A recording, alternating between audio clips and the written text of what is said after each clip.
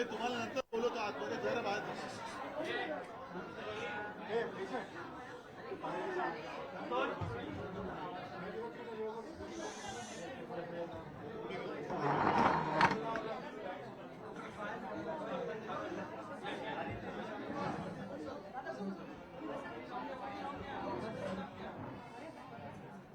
जरा बाहेर शांत झालं.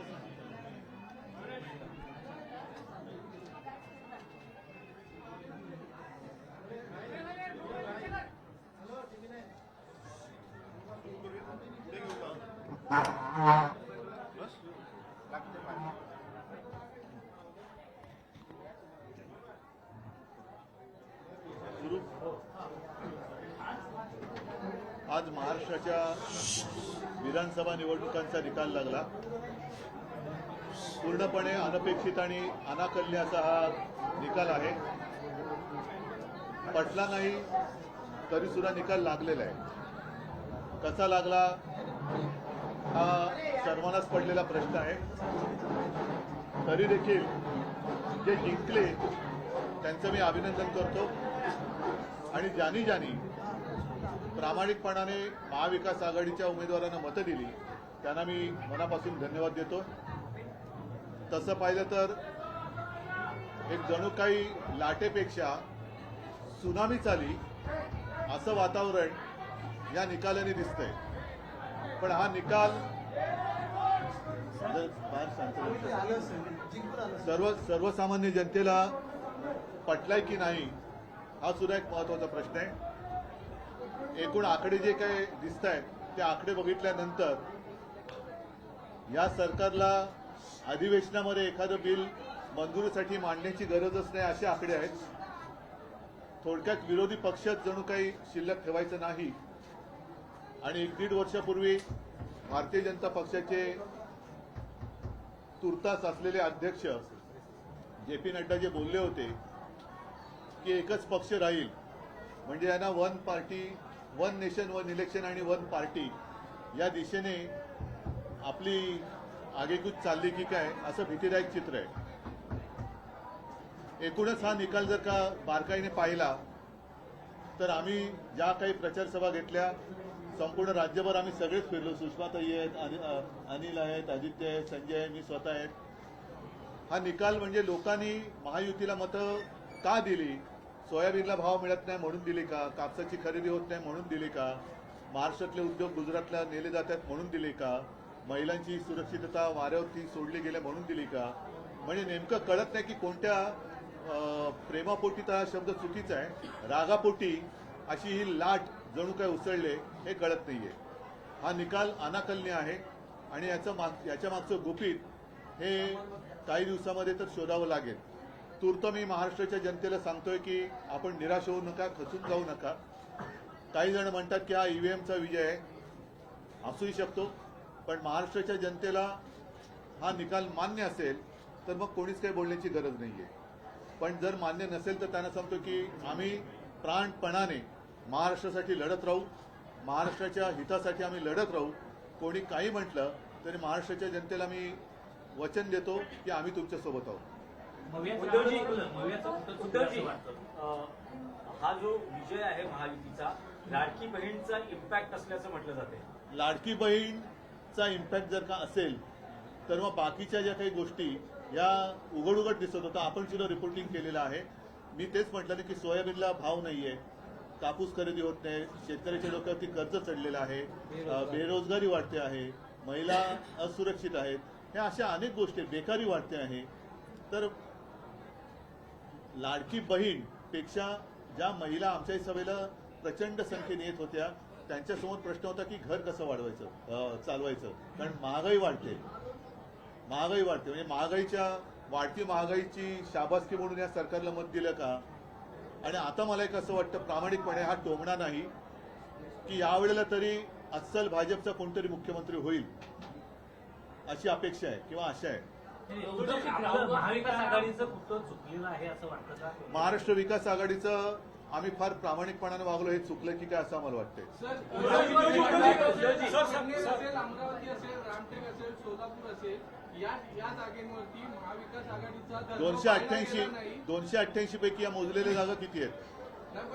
288 पैकी तिथे काँग्रेसने केदार यांनी तर सरळ सांगितलं होतं की आम्ही अपक्ष उमेदवाराला बरोबर आहे, पण 288 पैकी या जागा किती आहेत आणि अशाच काही जागा या त्यांच्याकडे पण आहेत.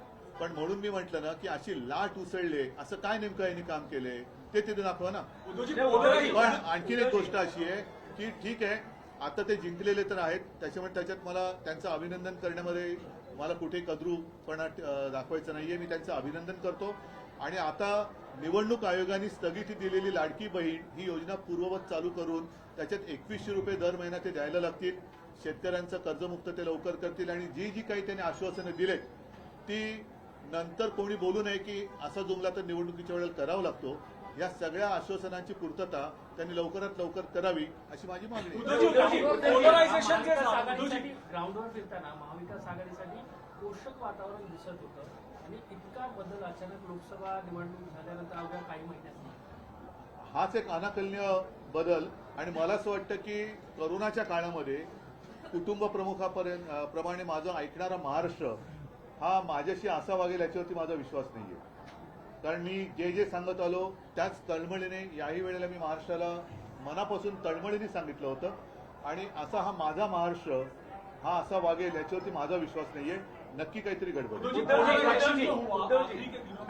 हिंदू मुस्लिम एक पोलराइजेशन दिखाई दिया, खुल के बात कर रहे थे, बटेंगे तो कटेंगे, आपको लगता है ये कुछ नहीं चला क्योंकि बेकारी तो कुछ चीजें ऐसी होती कि जो सेक्युलर होती है, जैसे बेकारी है, महंगाई है, वो सेक्युलर है. सभी को महंगाई की मार पड़ रही है, सभी को जो बेरोजगारी है वो सता रही है. तो ऐसे कुछ नहीं. एकनाथ शिंदे यांच्या शिवसेनेच्या जवळपास 55 जागा आलेल्या आहेत. त्यांचं असं म्हणणं आहे की या निकालातून बाळासाहेबांचे विचारांचे खरे पहिली गोष्ट अशी आहे, स्पष्ट झाले. पहिली गोष्ट आहे की इथेच पहिला मुद्दा असा आहे की 2.5 वर्ष होऊन सुद्धा न्यायालयातनं आम्हाला निकाल मिळत नाही. तो निकाल मिळणे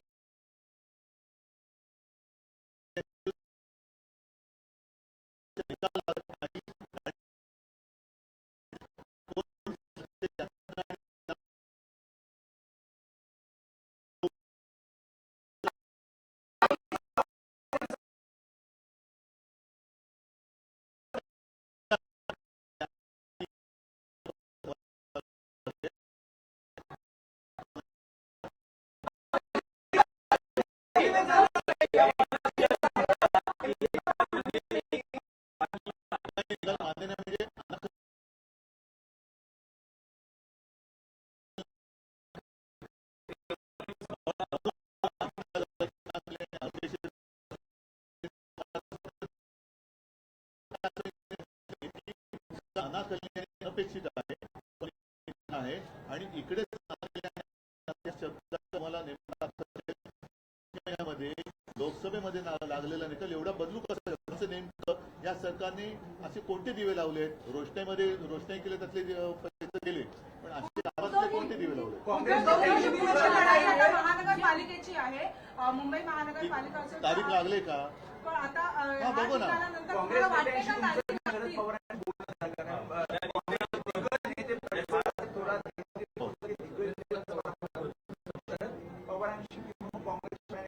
नाही, अद्याप बोलणी झालेली नाहीये. मी आता पहिल्या प्रथम आपल्याशी बोलतोय आणि आपल्या माध्यमातून मी जनतेशी बोलतोय.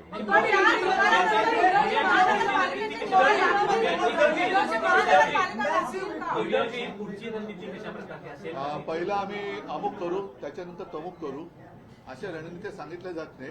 शेवटी मी आज परत सांगतोय की आजचा निकाल हा पूर्णपणे अनपेक्षित आणि अनाकलनीय आहे.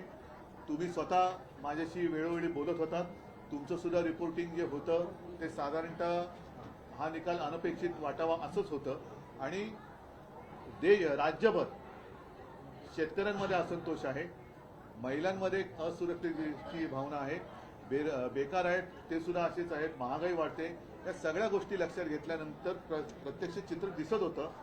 सभांना सुद्धा प्रचंड गर्दी होत होती आणि मला असं वाटतं की आमच्या सभांना प्रचंड गर्दी होत होती, लोक ऐकत होते.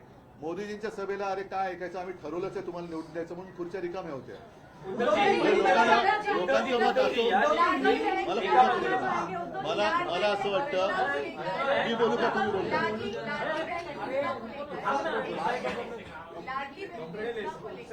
हा. उद्धवजी नाही, मला असं वाटतं की आमच्या सभांना प्रचंड गर्दी होत होती. आमचं भाषण पूर्णपणे ऐकत होते. मोदींच्या आणि अमित शहानं तर नंतर सभा घेण्याची गरज लागली नाही, कारण लोक म्हणत होते तुमचं ऐकायची गरजच नाही, आम्ही तुम्हाला मत द्यायचं ठरवलंच आहे, म्हणून त्यांच्या खुर्च्या रिकाम्या पडलेल्या होत्या. म्हणजे लोकांनी एवढं पक्क केलं होतं का की यांच्या सभेला जाण्याची गरजच नाही, यांचं सगळंच पटलंय आम्हाला. म्हणजे रिकाम्या सभांचे व्हिडिओ फोटो सगळे येत होते. त्यांचं भाषण चालू असताना लोक सभा सोडून जात होते. मग हे लोक अर्धवट भाषणं त्यांची ऐकून मतं ठरवत होती का? हा एक संशोधनाचा विषय. मतदानाची टक्केवारी जी आहे ती मध्यरात्री घोषित करण्यात आली, उशिरा घोषित करण्यात आली, यासाठी काय वाटतं का तुम्हाला? आता याच्यामध्ये नेमकं खरं काय ते आपले सगळ्यांचे 17C फॉर्म हे राज्यभर तपासल्यानंतर कळेल की त्या 17C फॉर्म मध्ये मतदान किती झालेलं, त्याच्यानंतर टक्केवारी वाढली असेल तर गफलत आहे. एका बाजूला शिवसेनेनं जिंकलेल्या जागा आणि दुसऱ्या बाजूला माहीम असेल, वरळी असेल, वांद्रे पूर्व या राखलेल्या जागा, यावर तुमची काय प्रतिक्रिया? राखलेल्या जागा आम्ही राखलेल्या आहेत आणि हरलेल्या जागा आम्ही हरलेलो आहोत. विशेषतः माहीम ही जी जागा होती, महाराष्ट्राचं तिथे लक्ष होतं, आमचीच जिंकलेली जागा होती ना, ती राखली आम्ही. पार्टीचा प्लॅन ऑफ ऍक्शन काय राहणार? धारावी के टेंडर को लेकर आप लोगों ने काफी विरोध किया था, लेकिन अब राज्य में इनकी सरकार बनने जा रही है, अब धारावी को लेकर आगे क्या कुछ करेंगे? पहले धारावी के बारे में यूएस गवर्नमेंट क्या भूमिका लेती है वो देखनी पड़ेगी. तुमचं पार्टीची उद्धवजी ठीक आहे, मला असं वाटतं योजना को लेकर आपने अभी कहा कि किस तरह से महिला सुरक्षा, बेरोजगारी ये बड़े मुद्दे हैं, लेकिन आज प्रेस कॉन्फ्रेंस करने के बाद उन्होंने तथ्य करते हुए ये कहा कि हमारी योजना पर सवाल खड़े कर रहे हैं, पर अपने मैनिफेस्टो में भी कहीं न कहीं ये योजना लागू हाँ बिल्कुल दी थी, इसलिए मैं अभी अपेक्षा कर रहा हूँ. चुनाव आयोग ने रोक लगाई थी, अब चुनाव खत्म हो गए हैं, उन्होंने तो 2100 रुपया डिक्लेयर किया है, तो कल से शुरू करें. हम इंतजार कर रहे हैं. चला धन्यवाद.